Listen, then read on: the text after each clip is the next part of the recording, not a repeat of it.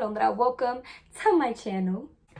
So I got a little bit of a contrast going on. I'm feeling real happy and real at peace, but at the same time, I'm reading a poem about death. So strange contrasts, but I feel like the world as a whole has been demonstrating a lot of contrasts, which I feel like speaks volume about the human experience. You got people being so compassionate that they're literally putting their lives on the line to help somebody else and dying themselves as a result. And then you got other people that are so inconsiderate that they leave the aisles just barren, completely barren. You got a lot of sadness and crying going on, but yet you got a lot of demonstrations of love and unity. Like, there's so much contrast, but I think, like I said before, it says a lot about us as human beings and all of the many things that we're capable of, good or bad. Regardless, this poem is called Proper Funeral Attire. I started this poem like in February, and it was supposed to be about something completely different. Around that time, we lost a family friend, and on top of that, there was someone else who passed away, who I didn't know too well, but that death touched a lot of people. And even thinking about it makes me so overcome with emotions, because it was such a really difficult time. It was such a difficult time. Originally, that poem was written for that experience, but as a result of all the stuff that's been happening, I decided to pick it back up again. I hope that you guys really like this poem. Leave a like, a comment, subscribe to my channel, share this video around to your friends. I hope that you guys enjoy. Proper funeral attire. Clothe yourself in black. Any other color is not permissible. Yellow is the color of joy, and there is no sun.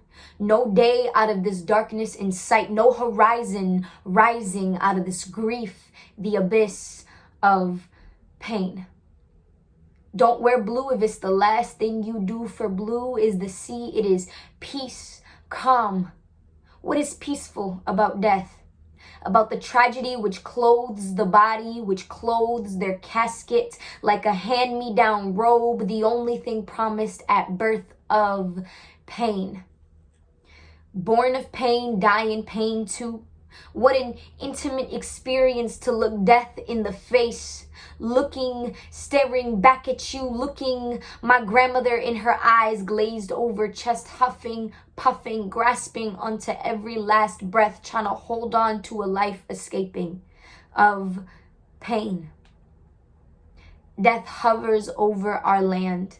Every morning we breathe it in, breathe it back out. Some ignore the siren calls, ushering people home like a herd out of control. Some listen and some don't.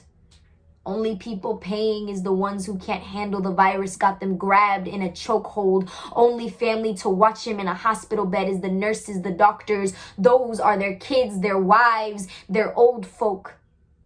Bodies burn in the streets and the ashes fly. No remedy for this burden in sight, I cry. Can we stand in unity for once and stay inside of pain? Death is for us all. All for death is us. No one is exempt, and your day is your day. No savior but Christ. Even then, you'll just get a new date. Nothing wrong with death itself. What's wrong is everything else it takes of pain. Love.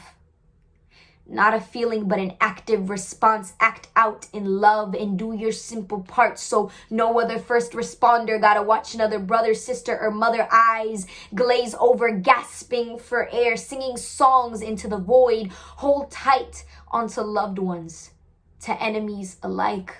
For we all deserve to cry tonight. All are affected by this. No soul left untouched, rich or poor, young or old, left unbattered. Do your part.